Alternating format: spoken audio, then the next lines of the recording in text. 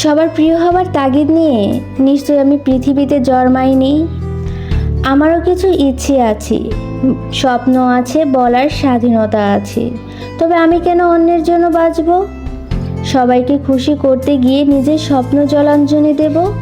হ্যাঁ, আমি বাঁচব নিজের জন্য, আমাকে ভালোবেসে আগলে রাখা মানুষগুলোর জন্য, যারা শুধু মুখে না, তাদের ব্যবহার আমায় আপন অনুভব করে, তাদের জন্য, যাদের জীবনে আমাকে একটি অংশ হিসেবে রেখেছে, তাদের জন্য, যাদের কাছে আমি কোনো অপশন নই, বরং ফার্স্ট প্রায়োরিটি, তাদের জন্য।